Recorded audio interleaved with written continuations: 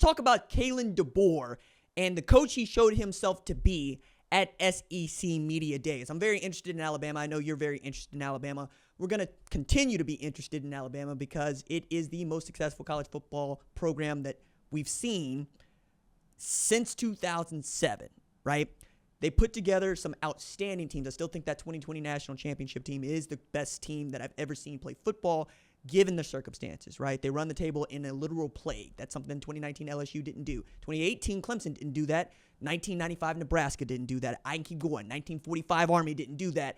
I just tend to think that that's really cool and a remarkable feat by the Crimson Tide, especially at a time when dudes were dropping like flies to positive COVID tests and the whole nine, right? We didn't even know if we'd be playing football, and yet here comes Alabama showing up to go undefeated, win the national championship in a dramatic way.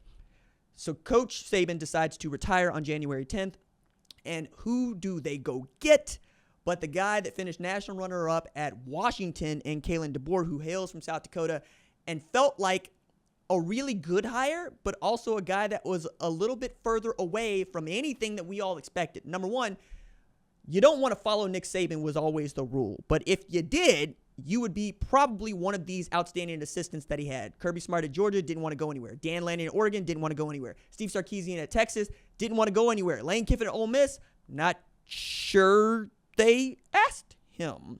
What I can tell you is that Kalen DeBoer interviewed for the job, wanted the job, wasn't afraid of the job, and has showed up being Kalen DeBoer.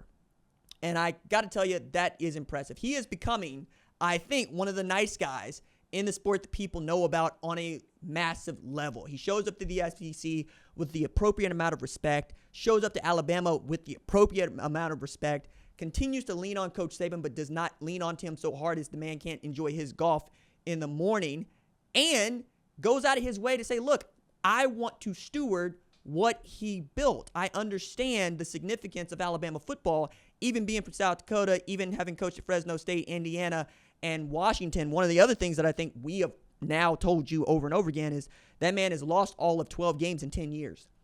He is 104-12. He wins football games, right? But he's also 38-9 in FBS as a head coach. But it's more impressive to me that Kalen DeBoer flew commercial to SEC Media Days because he could only get 3 guys on the private plane. He wanted to have the 3 guys that he was bringing with him to SEC Media Days to get that experience of flying on a private plane. Malachi Moore, Jalen Milroe, Tyler Booker, I thought that was very cool. He also showed up a day earlier to accommodate more media interview requests. That's not something that we're used to seeing from head coach to Alabama, head coach anywhere, right? He wants to sit down and talk with you. He wants to talk about his players. He wants to talk about his coaches. He wants to talk about what he thinks he has and why he thinks they're great. He's also got outstanding players to talk about. Like, I know we're going to talk about Jalen Milroe, and we have. Talk about Malachi Moore, and we have. I got to follow up on this Jalen Milroe take I had earlier on Wednesday morning. That's in the Tyler Booker segment if you're looking for it. But I thought what was more interesting is that he was pointing to other guys like Jeremy Bernard, who he brought in from Washington, guys like Parker Brailsford, who he brought in from Washington. These are going to be key players for him. Damani Jackson, a guy he brought in from USC. They're going to play, I think, significantly. And then talking about Ryan Williams, winning him back after he decommitted from Alabama following Nick Saban's retirement. That's the first 2-time Mr. Alabama football ever. And he's going to Alabama, right, at a time when they need him. They have a need at wide receiver. Isaiah Bond is gone, and he wasn't that great, though he was their best deep option. It's another reason I'm very interested to see what Jalen Milroe looks like in year 2 as a starter. He got benched. He came back. He showed himself to be one of the great college football players on the planet, led Alabama to a win against Georgia in the SEC championship, and fell 2 yards short of beating what ended up being undefeated Michigan and national champions. Now he's coming back with an offense that is built around playmakers, built around what do you do well?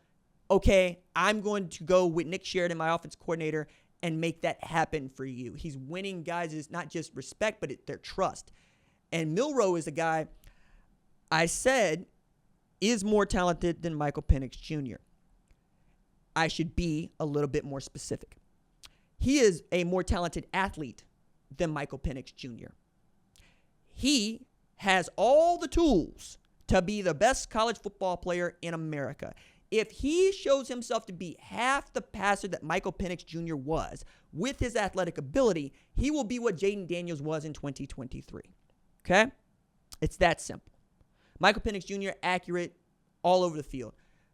Jalen Milroe was accurate only throwing the ball deep. If he could be accurate throwing that medium pass, middle of the field, right, and give you opportunities to take advantage of what he does well, you're going to be in every football game you ever play, because one of the things that Coach Saban pointed out about Milroe, and one of the reasons that he's gone to a more athletic quarterback in the latter years of his coaching, is that guy forces your defense to change. You cannot be the same defense you want to. You have to have a guy spying him, what he called a rat. You have to have someone who can run him down. You can't play man-to-man all the time, because you're going to have to turn your back to the quarterback. And if the guy can run 4.4 like Jalen Milroe can run, you can get cooked. Just ask what people were talking about with LSU and the Jaden Daniels that we got to see. You know, like that's what it was. Now, other part about this that I think many people have hit on in the NFL, but I hit on here is, dog, when you throwing the football to the two best wide receivers not named Rome Odunze and Marvin Harrison Jr., there's not a whole hell of a lot that you're not going to be able to throw down the field, okay? I mean, the number of people that were just learning who Brian Thomas was before the NFL draft, it was astounding to me. But when you got Malik Neighbors over there, I kind of understand, right? We're going to see if Jeremy Bernard and Ryan Williams, among others, can become those guys. Kobe Prentice also figures into this. So that's the reason I thought that, you know, it's not a wild take to say Jalen Milroe is a more talented player than Michael Penix Jr. His ceiling is so much higher than what Penix Jr. could do, because you're looking at a guy like Jalen Milroe who could put up the same sort of stat line as Jaden Daniels. Had 3,800 yards passing and over 1,100 yards rushing, 8.4 yards per clip, 50 TDs, 4 picks. Okay, that was an outstanding season he had. He just needed a defense that could keep up. And I think Kane Womack that's going to be his job, is putting together a defense that can keep up with a guy that showed up to LSU and went 219 pass yards, 155 rush yards, 4 rushing TDs. Best deep passer in the SEC. You're also going to have guys like Jam Miller back there. I think he's more important to what they're doing than I think a lot of people give him credit for. Caden Proctor also returning, being a big part of that, because running the ball is still very much a part of Alabama's identity.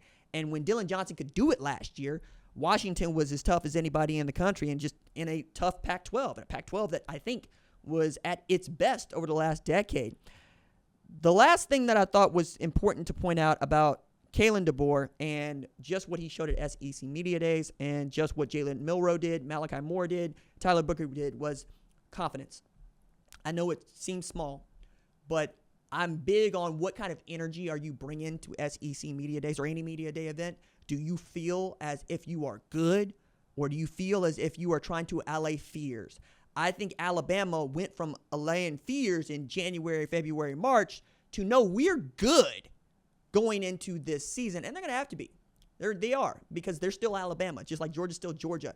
Texas has entered the conversation. Oklahoma has entered the conversation. LSU is going to be good. Tennessee is going to be good. Ole Miss is going to be good. Who the hell knows what Auburn is going to be, or Arkansas is going to be. But you get my point here. Texas A&M, all the way down the line. Everybody 1 through 15, not Vanderbilt, can win football games in this league, and it's important that you are able to project confidence at SEC Media Days, where you're going to get found out if you don't. I'm very excited to see what this means and what this could look like down the line for Kalen DeBoer at the end of the season, because if you want to pencil in 10 wins for Alabama, I'm not going to stop you. If you want to pencil in 9 wins for Alabama, I'm not going to stop you. What I'm not going to do is pencil in a losing season for Alabama, and I'm not going to pencil in an undefeated season for Alabama, especially knowing what the 12-team playoff is going to look like. We're going to have lots of conversations over the course of the season about the at-large bids, because we're going to know which conference champion we think is the better conference champion, and the seeding is going to take care of itself there. But the at-large bids are going to be so important because, A, you have an opportunity to make the playoff in a way that you never could before, and B, you get to host that game in December. And that can be a game changer. That can be the kind of game that launches you on a run to a national championship, when in other years, you might be playing in the Citrus Bowl.